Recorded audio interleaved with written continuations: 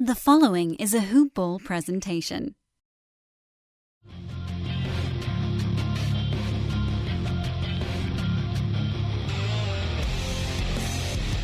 Welcome to the Fantasy NBA Today podcast.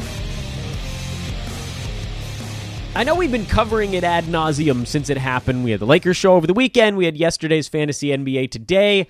But I want to make sure that I get everybody's reaction to the craziness of the weekend. I know there's a carryover effect. There's a little bit of a hangover thing going on. And we may talk about it briefly on every single show all week long. And that's okay, because it's the biggest story in the NBA. And so today, you don't have to listen to me necessarily go on a rant. I'm going to try to keep my ranting to a minimum, at least before we get into the meat of today's show.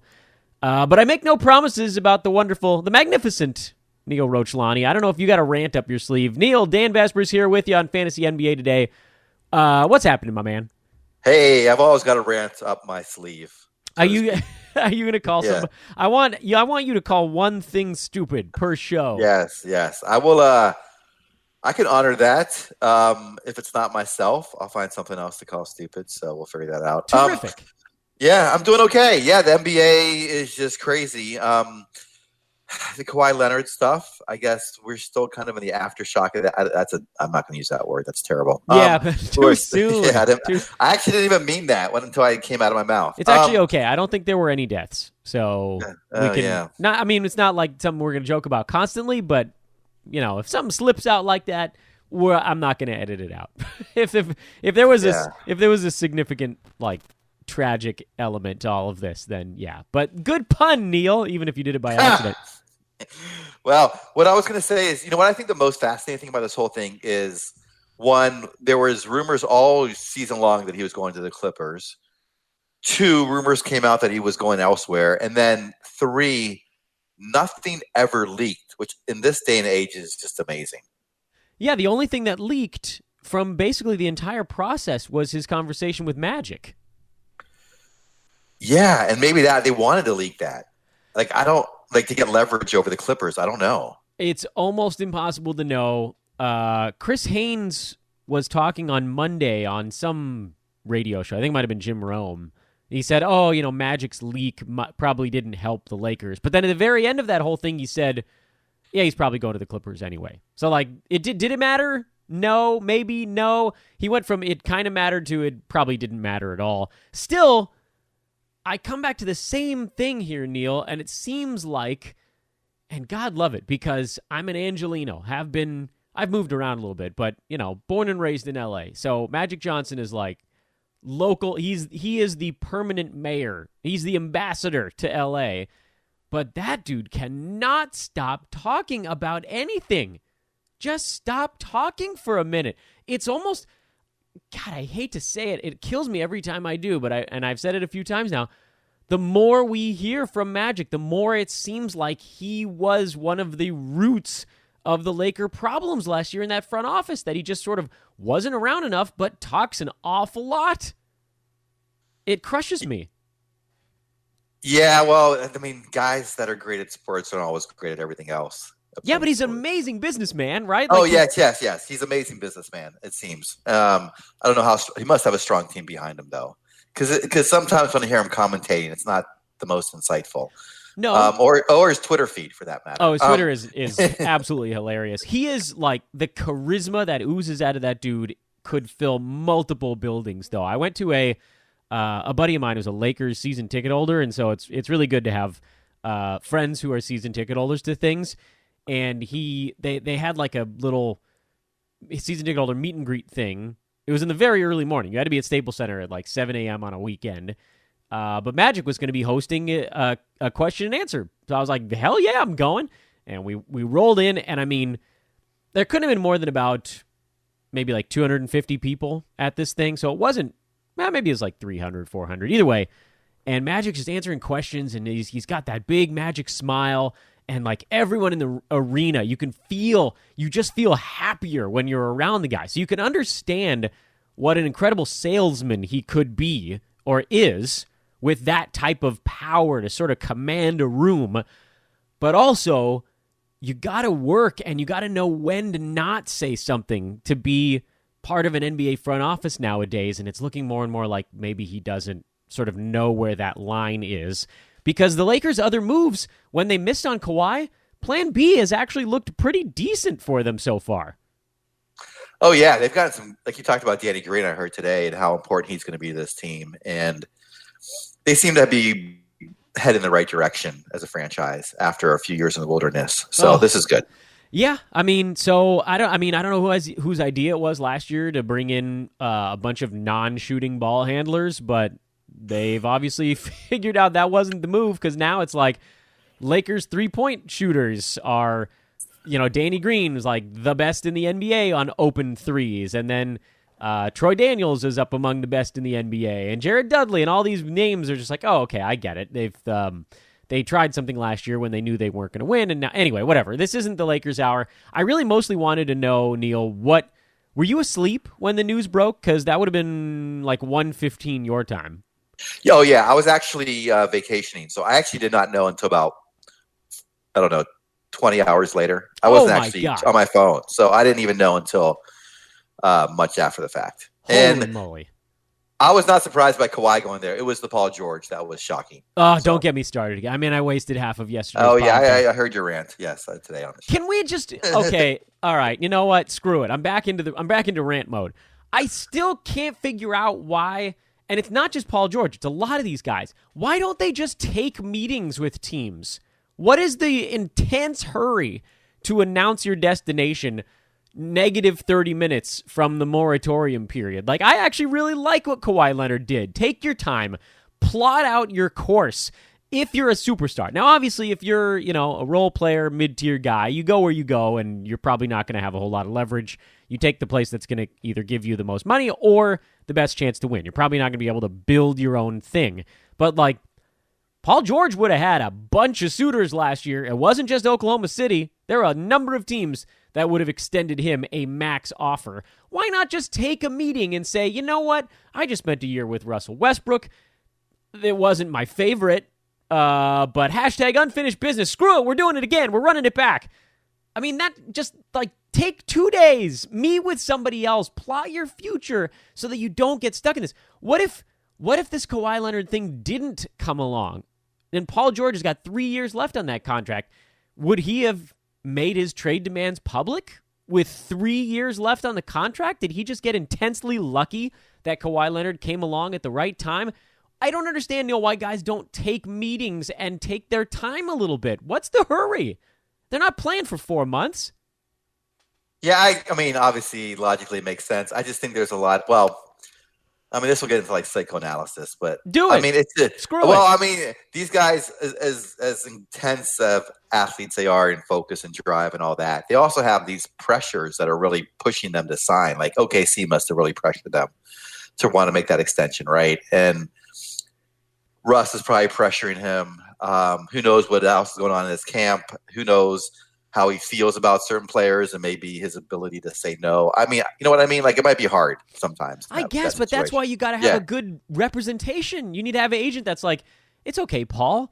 They're not going to pull your $140 million offer. You're a superstar. Take all the time you need. Don't worry about this stuff. Turn your phone off. I don't care. Because, look, I mean, just looking in from the outside, and you can't blame all of it on Russell Westbrook, whatever problems people have with Oklahoma City. I'm sure, it's far from home. We know he wanted to go back home a year before that, get back to Southern California, which he did. But, like, look at Kawhi. He I'm sure, felt plenty of pressure to re-sign with Toronto, but he took meetings. He plotted his course. He decided, hey, look, if the Clippers can pull this off, this is where I'm going. If not, maybe I do go back. Maybe I go to the Lakers. You give yourself some avenues. You take a little bit of time, because if you're in that top, whatever it is, 5-10% of the NBA, the money's going to be out there for you. It's not going away, and it wasn't going away for Paul George. Dude looked like a superstar 2 years ago, and even more so this last year. So, I mean, I just don't get what the incredible hurry is, and I also don't get how he didn't. I know there's like a weird bubble. There's like a magical fog that goes on called adrenaline, but Neil, I mean, you and we're not, I would like Forrest Gump over here. We're not brilliant people, but we can see looking at the Thunder that playing with Russell Westbrook is probably not the most fun thing in the world unless you're a spot-up shooter. Yeah, that is the most bizarre thing because he knew, and like you said earlier, I think on a prior show, is that he must have known like Russ's style of play and what he was getting into. Exactly. And sort of like these guys know the game of basketball way more than I do. So he must knows what's going to happen when he's out there playing with this guy, even before he steps on the court with him. So I don't understand it either after 1 year why he would sign back up unless there are things we don't know. Yeah. So it was brought to my attention too, and I had a long discussion on Twitter with a guy named Ty from the Mitten in Michigan, the Michigan as they call it. And he said, like, what about teams that make bad decisions and try to get out from under, which is actually a really good point. And I sat and I thought about it for a while, and I thought I don't think I can really get all my thoughts on this out on Twitter. So the examples that he used were John Wall and Blake Griffin, which obviously turned out to be some pretty nasty looking contracts for the teams involved with them. And then the Clippers were able to get out from under theirs. But the other side of that, I think, is the teams, if they don't, let's say the Clippers did not extend an offer to Blake Griffin, then they have one of the faces of their franchise, the history of the Clippers. He's one of the faces of them walking for nothing. So I think there's a bigger incentive as the team to just give the big offer sheet to a superstar without considering the alternative. Whereas as the player, you are going to have multiple offers, and so you're actually sort of picking from locations and futures. Whereas for the team, it's very much a binary thing. Either you do or you don't have the guy. And so for a lot of these teams, it's like, okay, well, you know what? We're going to get the guy, and then if it's a horrible contract, maybe we can move it, or the alternative is worse, which is not having a superstar, not having some other superstar, and having a whole lot of salary to spread to who knows who. So I think that might be a little bit why teams are a little bit more willy-nilly with this type of stuff. Of all of the long-term extensions that have been signed out there, this one, the Paul George one, was the one that was such a head-scratcher. Even at the time, it was like, oh, wow, he must really love playing with these guys. And then it was like, really? Like a couple months later, that's when reality set in? So anyway, whatever. I said I wasn't going to get into it, and then I got into it anyway. Yeah. What's the last few? I totally agree with you there. But I think teams, I wonder how much that pressure is real, how much is self-created about you're thinking of doing it because of the fan base, right? Like the Blake Griffin thing. Like, they're worried that if they don't do it, the fans might turn on them, or they might have to lose their fans and have to build them up. I mean, that makes sense. Yes. You're talking about from the team's perspective? Yes. Yeah. Is that the pressure you think they feel? Or no, not really. I think that it's just you either have your superstar or you don't. And so, just letting a guy walk, which is basically what the Hornets just did, that's kind of a worst case scenario, right? Like if you weren't going to re-sign your superstar, you should have traded them. Mm-hmm. So the only choice you should not make as the team is letting the superstar walk for nothing. You either need to trade them before their earlier contract expires, or try to re-sign them, even if it's a bad contract, and then you just deal with it. Because, you have bird rights and stuff like that, so you can go over the salary cap for these guys. So that gives you a little bit more wiggle room. Now, the John Wall one is obviously the ultimate example because he signed the Supermax and then basically his entire body exploded. And so obviously that's a terrible contract. But I'm betting that if the Wizards went back, they'd probably do it again because just having him walk would have made them exponentially worse, and then you're just sort of starting over again. And for a lot of franchises, I think we have to look at it from a different perspective. A lot of teams out there, the Lakers are the exception and not the rule. The Celtics are kind of an exception and not the rule. Most teams are looking for success. It's not all or nothing the way some of the more premier franchises in the NBA are. So for a team like Washington to go from competitive with some fans to just losing your superstar and then losing a lot of games and hoping you can get another really good draft pick to pan out, that's not a good alternative. So that's why I think they throw the money at these guys, because the alternative looks worse. I don't begrudge players taking control of their future. I don't begrudge teams taking control of their future. It's the nature of the beast. The thing that continues to weird me out on this entire process is how on earth, how could it be so obvious to all of us and so not obvious to those folks in Paul's camp? And like, again, it wasn't like there weren't other choices out there. There were a lot of teams that would have loved to have Paul George and put him with another superstar that might have been a little bit easier to get along with, but I'm getting off topic again. On the team side, just to finish that thought, I don't think they're worried about the fans. I think they're worried about having nothing, because you either have a thing or you don't have a thing, and they didn't trade him, so you kind of have to try at that point. Yeah, I mean, I guess it depends on the franchise. I think the Clippers could be fine. But anyway, I don't know. Los Angeles. It's Los Angeles. Well, let me I want to bring up more thing on this team thing. Yeah. So, but I guess the one asterisk is if you're going to win the championship, then maybe you don't do it. Like Kevin Durant last year, right? The Golden State wasn't foolish for not trading him, knowing that he was going to leave at the end of the season. Yeah. I mean, it depends. Did they know for sure he was going to go? Well, let's say they were 95% sure he was going. Would you have traded them if you're Golden State's front office? No, because they want to win. They want to take the trophy, and then if he walks, who cares, right? That makes sense. Who did the Clippers? The Clippers got back Tobias Harris and Avery Bradley and did they send away picks or did they get picks in the Blake Griffin trade? I got to go way back here. I can't even remember what I had for breakfast yesterday, Dan. The year was 2017. The Cold War was in full effect. Let's see. This was Blake Griffin, Willie Reed, and Bryce Johnson for Tobias Harris, Boban, and Avery Bradley. Oh, they got a first and a second round pick back in that trade. What? Oh, wow. Detroit, what are you doing? Detroit was, so desperate, I guess. That's crazy. Yikes. Yeah, that was the 2018 first rounder. I don't know who that became. Was that the pick that became Shai Gilgeous-Alexander?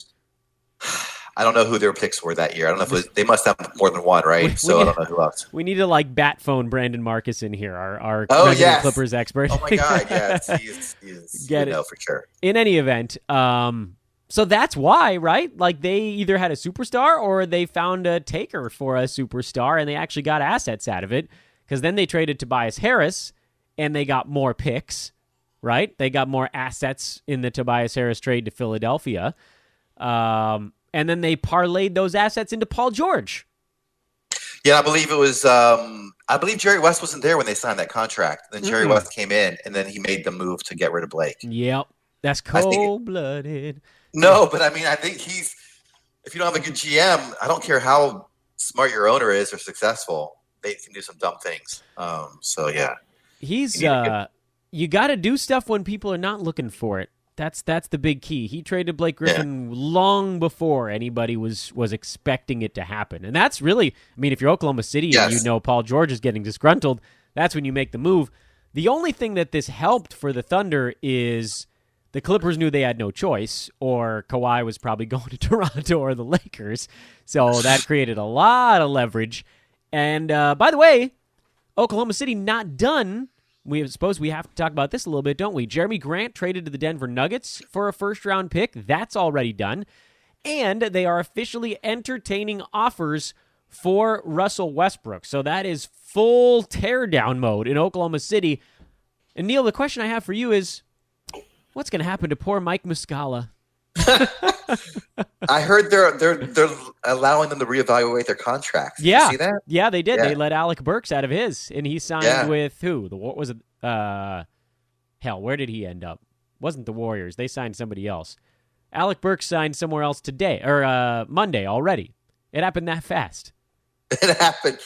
Yeah, but I actually think OKC's not in a bad shape. They got a lot of great assets. It was the Warriors, by the way. I got that right. Okay. Yeah, they got a lot of assets, but here's the thing, though. I mean, these are over 7 years. There's a very real chance that none of this stuff pans out. There's a lot of Heat picks in there, some Clippers picks. The Heat are going to be fringy, right? They'll be at the very end of the lottery or the last one or two playoff teams to get in.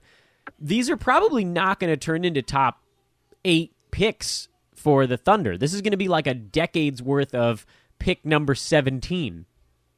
That could be nothing. It could be, but also picks are assets that can be traded. So we'll see how they play it out. Sam Presti's a very good GM. He'll figure out a way to rebuild, I think. Yeah. I mean, if you're trading Russ away, it's going to be a road, man. It's going to be a road. You need to hit the lottery. You need to get a Zion, a sure bet like a Zion. That's why everybody's so happy about the Pelicans. Yeah, they got a lot of young guys and they got a bunch of assets, but if they didn't have Zion coming out of this thing, I don't think they'd be so optimistic. No, you're right. But Presti did draft 3 MVPs, so he's got something. Yeah, he's got a history there of drafting well. It'd be nice if he could keep one of them.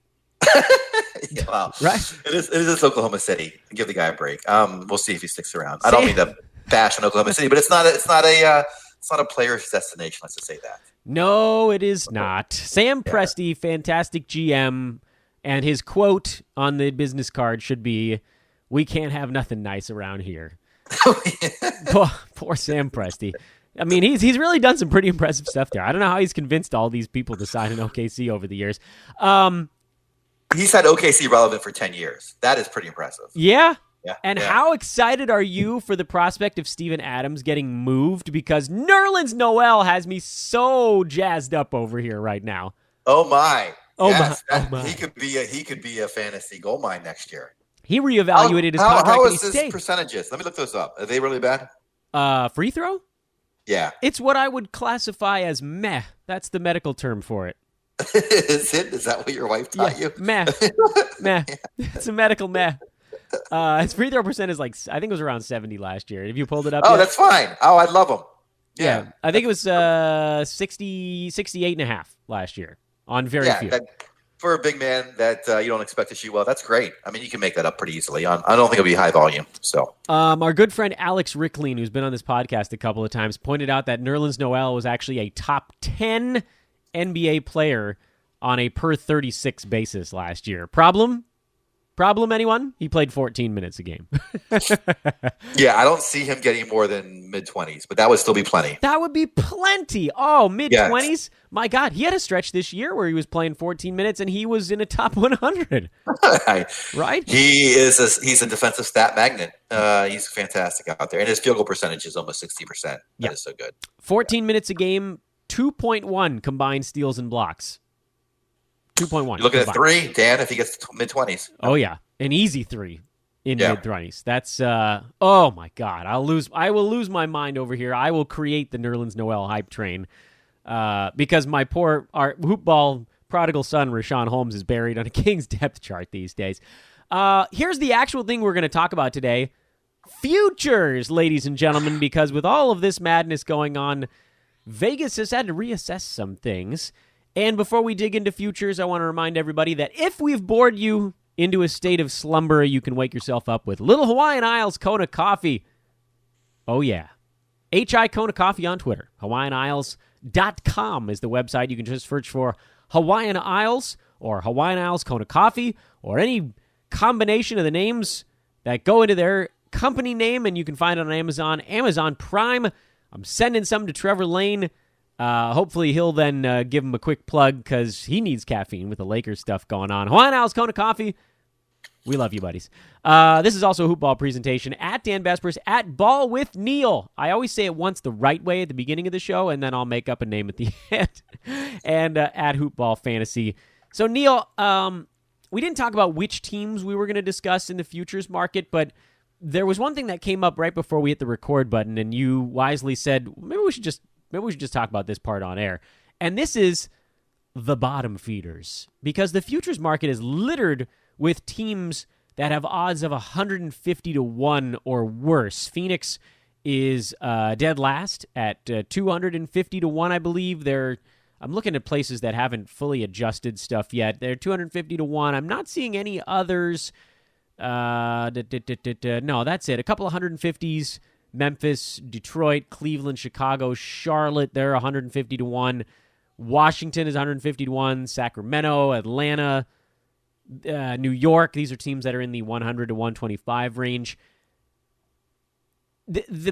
Why even bother, right? I mean, is there any tiny sliver of a chance that those teams could win a title this year? No, the NBA, there's no chance those teams could win. It's the one sport where if you don't Well, you know, basically, you can knock 20 teams out before the season even starts, right? Yeah. Close. Yeah. Sometimes more. Maybe not 20, but yeah, like last year it was like it was like 28. I was going to say 29, but then Toronto came back. But no, you can knock literally 27 out without even sweating anything. Yeah, and even this year where you could argue there's a little bit more parity coming up, you still can probably knock about 22, 23 of them out, right? Yeah, and they literally have 0% chance. So why are there would have to be like 28 plane crashes. That was terrible. Heaven that forbid, was awful to say. You morbid. They would have to be something like that catastrophic, right? For like someone like Phoenix to win the championship. Neil is getting dark today, folks. I am so sorry. Yeah, I mean, how does Phoenix? What's the point? What's the point?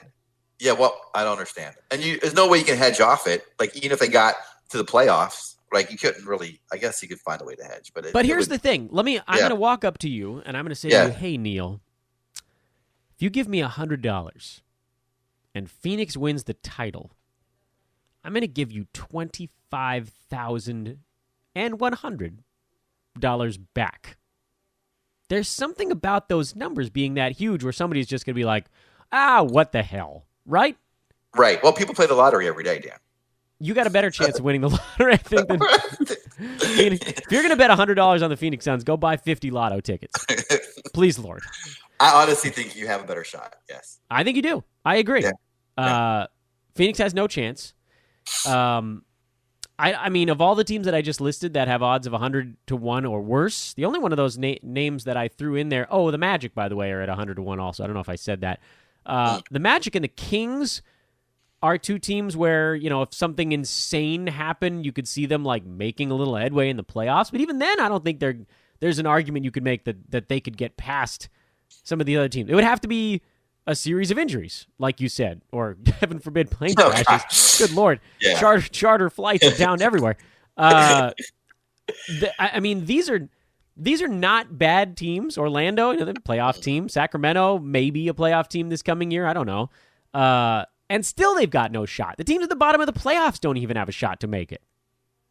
Yeah, if this was a single elimination tournament, maybe you could say they have you know what I mean? They could pull it out. Because I think on every given night, the Kings could compete against most teams. They're a solid team.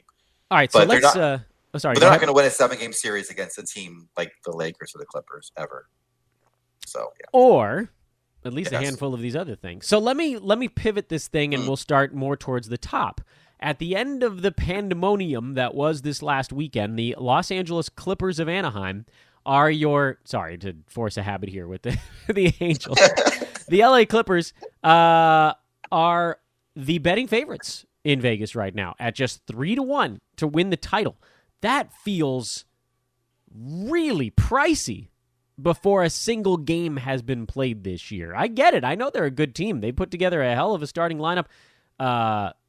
Outside of Ivica Zubats, but 3-1 to have your money tied up for 7 months. I don't think there's a universe you could convince me to bet on the Clippers at that price. No, it's horrible. I mean, those odds are going to get better. Don't you think they're going to struggle in the beginning? We already know we're taking the under on the win total, right? Oh yeah. I mean, unless a lot of people are doing the same thing, but I doubt they are. I mean, with all the hype around both LA teams right now, I feel like you should be able to hammer unders, but we're not even at the Lakers yet. I wouldn't touch this with a 10-foot pole. I think if you believe in the Clippers, the time you get in on a future wager was either before all this stuff happened or after they go through their learning curve. How do we know when that is? Well, it's tough to say. I mean, we saw, remember the big three in Miami? They opened up 5-5, so I wouldn't be surprised to see the Clippers, play 500 ball the first 2 or 3 weeks of the year. Maybe you see that number comes down a little bit. I don't know. Someone else would have to get off to a really hot start, though. And that could be Golden State.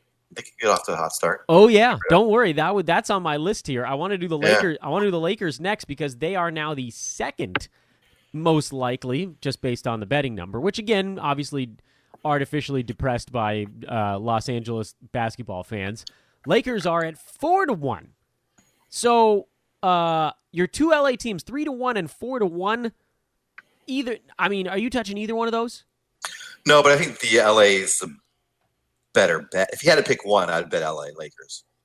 If I was forced to make a bet. Interesting. Yeah. Is it just because it's 4-1 instead of 3-1? What? Give me some of your logic. Yeah, I think if they were the same odds, I would take the Clippers, but it's a big difference, 4-1 to 3-1. So I would take the Lakers. Yeah. The third most likely. Yeah, that makes you think. Makes me think you disagree. No, I don't think. I think we agree that neither one of us is betting either of these things. Yeah. Right. Yeah, I don't. I mean, in a head-to-head battle, I've been running that scenario in my mind over and over again since all this stuff happened. It feels like it'd be a pretty damn good series. Oh yeah, I think it's a pretty close matchup. If you have LeBron at full strength and Anthony Davis is healthy, I don't care who else. And Danny, I mean, they're going to be competitive against anyone. Oh, yeah. Everybody's worried about guys missing games, and that might happen. But the Lakers team is making the playoffs, and I think they're going to be pretty good. Especially if, I don't know what to expect out of Boogie. But again, I don't want to get into too many of the specifics here. Third most likely team is Milwaukee at 5-1. Also seeing it in some places at 7-1, so probably somewhere in between those two things. This is an interesting number because nobody's talking about the Bucks, with everybody talking about the Lakers and the Clippers. Is 5-1 high enough to take a shot on Team Giannis? I'm a no, by the way, on this one. Yeah, this is the closest one to yes, but I'm still a no. Yeah, that's a no for me as well, because we just watched a Kawhi-led defense undress a Giannis team. And so, it feels to me like Milwaukee would actually sort of need a non-Clippers team to come out of the West. And they also lost Mirotic, so that hurts. And Malcolm Brogdon. But here's the one thing. I wanted to go back and run an analysis on players. Like Giannis is not – every year he's gotten better. So I still think he's going to get better. Well, I think Kawhi is not going to get better. Yeah, Kawhi looks like he's trying to hold on to health throughout the year because he's awesome, but his body is not – he's not as durable as some of these other guys.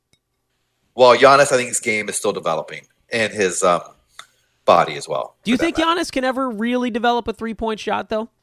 I don't know. I mean, that's the big question, but I think he can develop.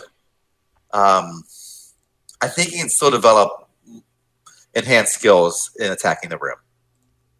I don't think he's done with that.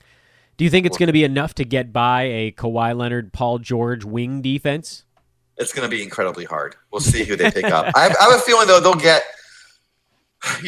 championship contenders always get players, at some deadline to come on for the minimum. So we'll see if they get anyone that helps. I would give the Lakers a better chance of getting past the Clippers than the Bucks, just because of the Anthony Davis factor. Because the Clippers, their only weakness right now, and looking at that Clippers roster, is their center position is not electrifying defensively. And I know that they do like the Zubats thing as almost a placeholder until Montrezl Harrell gets in, but Montrez is all energy, and it seems to me like the Lakers actually have the sort of front court pieces to deal with that.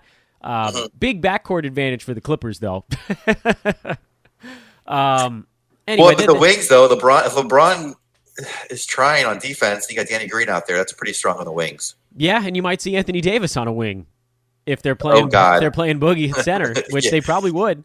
Well, you're not going to get a shot in the lane then at that point. Yeah. If they're running a Montrezl Harrell thing, if I'm the Lakers, I might throw one of my big guys out there just to try to bump him around a little bit because he's attacking. He's attacking, but he'll get shut down. Yeah, I wonder how effective he would be in that series if he'd have to be limited. Anyway, we're getting ahead of ourselves. Yeah, we're getting way ahead of it. But this is the fun. This is nuts. There's 4 of the top 10 players in the NBA are in Los Angeles right now. Okay, so Milwaukee is a no. 5-1 is not enough. What about the next tier, which is led by Philadelphia at 8-1? Do they have enough shooting? Can Ben Simmons learn how to shoot? No. He's not, is he? No, he's not. He's not. I'd like to think he's still on the upslope, but he's not on the upswing. God, I don't even know how to say these words. But he's not. He's never going to know how to shoot a 3-pointer. He can barely shoot a jump shot from outside 10 feet. They're going to have a killer front court. They're going to. If I were to make any bet so far, it would be on Philadelphia, though. I like them. It's funny. This is almost like a love square. It's not a triangle. I got 4 teams involved. I got 4 teams locked in right now. I feel like the Lakers have a decent matchup advantage against the Clippers. I feel like the Sixers have an advantage against the Lakers. I feel like the Clippers have an edge against the Bucks. I feel like the Bucks have maybe an edge against the Sixers. It's a funny thing. Like, I don't think that any one of those teams is better than any other one, but when I look at the pieces, I feel like there isn't any one team that would like beat the other 3. Does that make sense? Yeah, there's no clear cut. It's all the matchups, right? There's no team that's at the top of the pyramid. That's what you're saying. Yeah, because I feel like Joel Embiid would neutralize the AD thing. Sure. I feel like AD creates a little bit of an edge for the Lakers over the Clippers. I feel like the Clippers create an edge over teams that rely on wings, like a Ben Simmons or a Giannis, because of their Kawhi and Paul George. But if the Clippers come out of the West, I think they win the championship. If the Lakers come out of the West, I don't know if they do. But if the Clippers have to meet the Lakers in the Western Conference Finals, I think there's a decent chance the Lakers might be. It's amazing. What a wonderful thing. This is what the NBA's wanted, is for teams to challenge the next club we're about to talk about in our futures battle here. The Golden State Warriors, they are back up now as high as 14-1 at some places. With the moves happening elsewhere in the NBA, folks have forgotten. Golden State, even without Kevin Durant, was a 73-win basketball team. And I know Klay Thompson's not due back until February or March, but all they got to do is get in. No one's proven to be better than them yet.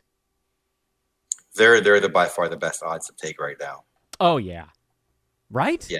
Yes, it's not even close. They are a championship caliber team, like you said, when the big 3 are healthy. We'll see and Kevon Looney's coming back. That's correct. Yep. Correct? And they filled in some other pieces. They got D'Angelo Russell to replace Kevin Durant, who, whatever. Like, I'm not a big D. Russ fan, but he's better than Quinn Cook. Exactly. Yeah, and he's there with a lot of great players and great coaching staff. So I think he'll get better. Great players, great coaching staff. They convinced they traded for Omari Spellman on Monday. I don't think that's relevant in too many respects outside of injury stuff, but they've been able to pull a few guys in there on the cheap. So, I mean, they're going to be okay. And I think that almost creates a little bit of a hedge opportunity as well. If they make the playoffs and you're riding this 14-1 team, and I mean, there's a very real chance that they would lose to a Clipper or a Laker team in the playoffs as it stands, but it'll be a hell of a battle, and I'm betting you wouldn't have to lay anything worse than 14-1 to get in on the other side if you wanted to and hedge your way through Golden State in the postseason. 14-1 is a fantastic bet. It came down quickly when it opened, and now it's moved back up again because of all this other movement. This is a wonderful time to get in on them. Yeah, I think I'm going to hop in on them right now. It's not going to get any. This is the lowest it's going to be, right, all season. Probably. Well, I don't know. I mean, what if they get off to a slow start? I mean, if Steph gets hurt or something, right, then obviously that changes everything. But yeah, say that again. I don't know. Yeah, I really don't know. That's a good question. Yeah. Will it go up or will it go down? I still think they're going to be decent. I would want to look to see how their schedule looks when everything is revealed. Is it front-loaded with tough battles? Are they going to open up against some teams where it can be Steph against the world and they'll still win? That's a little bit that can go into it as well. But, yeah, you want me to pause the recording so you can go make the bet and we can pick back up again? No. I'm not that degenerate, but thank you. Thank you for leading into my gambling habit. Yeah, man. I'm here to help. Let me do 2 more teams. They have the same odds right now on a lot of spots. The Utah Jazz and the Denver Nuggets. They're both 16-1, which to me is interesting. But also not that far behind Golden State, right? Would you expect a little bit of a bigger opening between the Warriors and 2 teams that really haven't sort of done it, so to speak, or players that have done it, right? Like you could make the argument the Clippers and the Lakers haven't done it, but LeBron and Kawhi have. So There's your evidence there. The Warriors have obviously done it recently. Denver, they lost to Portland this year. Utah, I mean, obviously they pick on Paul George at times. Smoking Joe Ingles has his thing. And they got Mike Conley, which was nice, but they haven't really done it either. I kind of wish that these were closer to 20-1, and then I might actually give them a pretty good look. Yeah, I have to admit, last year I took the Jazz at 40-1 to win the whole thing. Just to see how that played out. Obviously, it did not play out very well, but I thought it was a pretty good number at the time. Now I think it's too high. Yeah. Do they? You don't think they have the pieces to get past some of these juggernauts out west? Oh, they might. I have to see them play together. Like, everyone's talking about this Conley fit's perfect, but I want you to see him play for a while before I decide that. I think it'll be a pretty good fit. I still don't think it's enough to get by a Warriors, Clippers, or Lakers team at this point. I have Utah as my fourth best team in the Western Conference. Denver is my 5 right now. And this interesting. Okay. I should also clarify, this is not necessarily how they're going to finish in ranking, because I think you're going to see Kawhi Leonard load management days. You're going to see LeBron load management days. So I don't know that the Clippers and the Lakers are going to pile up wins the way that the over-under might suggest at some point. I think Utah will try to pile up wins. Denver, I think, is ripe for a slight regression after this Mondo jump this year. And I can't wait to talk to you, Neil, when the season win total stuff comes out. That's going to be a lot of fun. So these are your power rankings, basically. Effectively, yes. Yeah. So who do you have 1? Clippers are 1. Okay. Lakers are 2. I agree, actually, with the betting odds on this one. Yeah. I have the Warriors ahead of the Bucks in my own personal power rankings. Again, not for final season win total, because the Warriors are not going to be at full strength until March, but at full strength, basically day 1 of the playoffs, this is my ranking. Clippers, right. Lakers, Warriors, Bucks, Sixers, Jazz, and I don't think any teams beyond that actually have a legit shot at the championship. Sorry, Denver. Sorry. I just... oh, really? You don't think Denver has a legit shot? I don't. No, I like the Jeremy Grant pickup. Really good addition at the power forward spot. He can play behind Millsap. They could potentially play together if they really wanted to. Probably won't. I don't. Unless all the pieces suddenly come back together, Denver to me is a superstar away. They need. Oh wow, that far, huh? They need a perimeter player that they can trust more than Jamal Murray, because he was so wildly inconsistent in their playoff run this year. And the team was very much an as he goes, they go kind of thing. So if he got hot in the playoffs, they might be able to put together a pretty good stretch. But like if you look at the Denver Nuggets wins and losses in the postseason, and I think they had 2 7-game series in a row, if memory serves, it was almost like a direct 1-to-1 correlation. If he shot poorly, they lost. If he shot well, they won. And then there were like 2 games where he was okay, and they split him. They are all Jamal Murray. Because in the postseason, you need a guy that can create.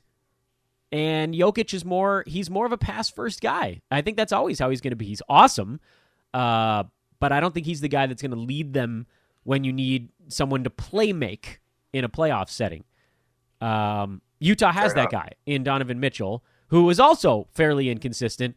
But from an athleticism standpoint, I feel like we can probably agree Mitchell, his athleticism is better than Jamal Murray, right? Or am I wrong? Mitchell, yeah. I think you're totally right about that.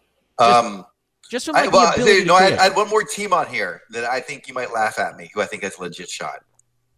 Oh, my God. Who else is on your list? Oh, my God. You're going to think I'm crazy. Don't say Toronto. No, definitely not Toronto. I'm looking at the list. Houston? Not Houston. Who the hell's left? Brooklyn? Boston? San Antonio Spurs. Oh, get out of here, Neil. I know you're going to say I'm crazy. 66-1, by the way, is their current odds in Las Vegas. I think they have a shot. Anyway, that's what to win the title or to go over whatever their season win total number is, because I'm always taking the over. I'm taking their over. Yeah, always, because I know it's going to be. But I honestly think when there's not a consensus favorite, this team can compete against anyone. I don't know, man. You don't like their backcourt now with DeJounte Murray being healthy again. Yeah, yes, that's helpful. Exactly. That's helpful, but dude doesn't have any offensive game yet, unless he added a lot. I guess he could have. I mean, he's been out for a while. I have no idea what his game is anymore. Derek White is going to be better. Man. Jakob Puddle is going to be better. Old Jacob Puddles. Yeah, I remember reading my children's books. Jacob Puddles goes to the basketball arena. I don't think Aldridge is past his prime or DeRozan. I love that system. I love Popovich. I'm just not going to rule him out yet. I think LaMarcus Aldridge is past his prime. Fair enough. But that's not even why I'm fading this team. First of all, LaMarcus Aldridge is almost happy birthday. He'll be 34 in 11 days. Doesn't that, all right, sorry. I know we're all older than LaMarcus Aldridge, but 34 is generally past NBA prime. The Spurs... I didn't see it last season, though. I'll say that. Did you see him coming down last season? No, I guess not. But the Spurs also were not very good. You sound like you're hurting your back trying to say this. No, I'm bending and I'm lifting here. No, he's just not. He's not a guy that can carry a team in the playoffs, and we know DeMar DeRozan can't. There's legit evidence that he can't command a playoff team. Yeah. All right. They're a first round exit for me, man. They're like the 7 seed coming in and number 2. Oh my God. Okay. I think they're so improved from last year. I think they're going to be a much better team. We'll see. Yeah, but I feel like a lot of these other teams improved more. I agree. I don't think they're like a title contender. I just think of teams I can totally rule out. I would not rule them out just yet. All right, lightning round before we wrap up today's podcast. Yep. The entire Western Conference, you and I are going to say, we'll trade off, I guess. Did the team get better, worse, or stay the same? And we'll just go through the way the rankings were last year. The Golden State Warriors got worse. Yes. The Denver Nuggets stayed the same to me. Yeah, but are you doing from win totals or just... no, just general, feel. Oh, got it. Yeah. Okay, yeah, we can go win totals, too. Maybe that's a better way to do it. We'll say Denver Nuggets down for me in win totals. What about you? Yes, down. Portland Trailblazers, I'll let you go first on this one. Oh, decrease. Yeah, I'm down on that one. Houston Rockets, they were 53 and 29. Down. I'm going to say exactly the same. They're going to stay the same for me, but I would lean down if I had to pick one or the other. The Jazz, 50 and 32. Oh, improve. Yeah, very slightly improved for me. I think there's going to be an overreaction on the number, and I think it's going to be more like 54, 52, 53, 54, something in that range. It's not going to be like 60 and 22. I don't think it's even going to be 55, but yeah, up. Here's an easy one. Thunder. Sorry. Right. Womp, womp. I need the Price is Right music on that one. Spurs, 48 and 34. 60 wins. 66? Get out. I'm kidding. No, I just wanted to be more silly. No, but obviously I think they're going to win about 50 games. Actually. Yeah, slightly better as well. Clippers, 48 and 34. That's an easy one. Right. Yeah. Maybe 60 wins. We'll see. Kings, 39 and 43 last year. They're the same, but their players are improving. So I just say they're a better team. I don't know if they make the playoffs, though. I'm going to say same because, like you said, I think they get a tiny bit better, but I think too many teams also got better either faster, more, or the same. And so it's just like they didn't gain ground fast enough. Lakers, 37 and 45. That's a pretty easy one. Right. Timberwolves, 36 and 46. Yikes. They're in trouble. You think it goes down or you think it stays the same? I think I'm going to go same on this one. I have to see how they look in the preseason, but I'd probably say down. I only go same because I'm hoping Rob Covington is healthy and plays for them all year. Oh, my God. I totally forgot about Robert Covington. But I don't know. We've heard rumors that they're trying to move him. So, if they dump Covington, then way down. We saw what they were like without him to play defense. If Covington's healthy, I would say up, actually. I forgot about him. Sorry. Grizzlies, 33 and 49 last year. Well, I think they're down. I agree, down. Pelicans, 33 and 49 last year. They've got to go up. You think? I'm going to say same. It's hard. It's hard to win more than 33 games in the Western Conference. You're right. It's going to be competitive. I just, we'll see. Maveriks, also 33 and 49. Yeah, I'd have to take up. Yeah, you kind of have to because of the Porzingis and Luka stuff, but also the guys around them are not proven on that team. I'm going to say same or even maybe slightly down. I think. Wow. Yeah. Interesting. I don't believe that those two guys can carry a team just yet. Phoenix Suns, 19-63. God, I hope you say up. I say same. I know. I think I might get them to like 21 or 22 wins this year. Yeah, I really Maybe hope up. their win total is under 20, so I'd bet them over. All right, so we just went through all those things, and we basically agreed on everything. Dallas. At what point would you? If they were like a 30, wow. I think their win total is going to be close to 40. Don't you think? I think it's going to be too high. I'm probably going to bet the under. Yeah. So we both have the Clippers, Lakers, Spurs making the playoffs. Jazz, Nuggets, all 5 of those teams, are they in the Western Conference right now for you? Wait, say it again. I think I agree. Nuggets, Jazz, Clippers, Lakers, and Spurs, Rockets. Yes. Is 6. Yes. Are those? Barring massive injury, those 6 teams are sort of in, right? Did you say Warriors or not? No, I didn't even say them yet. Oh my God, you didn't even say Golden State. So that's already at 7 because I think they're definitely in. Who the hell is that 8 seed? Oh, it's got to be the Spurs. We already said the Spurs. They can't play twice. Oh, okay. I'm sorry. You said, so San Antonio Clippers, Lakers, Utah, Houston. Trailblazer, by the way, of all the current playoff teams, I got rid of the Thunder and the Trailblazers. Okay. We moved the Lakers in, and that leaves us without the 8 seed. Is it the Blazers?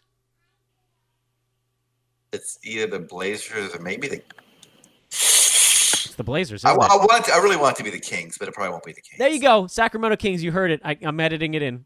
Who would you want to be in there? Don't you think just for their... Just to shake it up?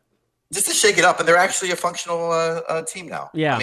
They're actually a solid run team. Phoenix Suns. Ricky Rubio led Phoenix Suns. They're the 8 seed this year. Yeah, hey, I'll give you 150 to 1, Dan, if you want to put that down. Done! Take my money, good sir. I can't wait until the season win totals are out. That's going to be a wing ding. Neil, do you know who you have with you on Thursday this week? I never do. Nope, I didn't. TBD, Neil and old TBD. He is excellent and he is so reliable. This is Fantasy NBA Today, a hoop ball and Hawaiian Isles Kona Coffee presentation. Tomorrow I'll be talking to the great Brandon Marcus on his Clippers. Oh boy, I'm gonna have to try to reel him in a little bit. It's gonna be a fun one. We have a big announcement coming up on tomorrow's podcast as well. That should be a lot of fun. Neil. I love you, man. Always a pleasure. Yes, thanks, Dan.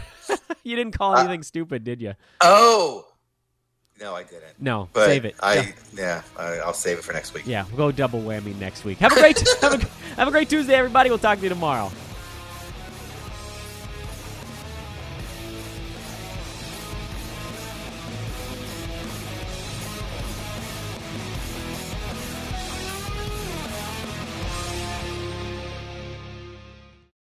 This has been a Hoop Ball presentation.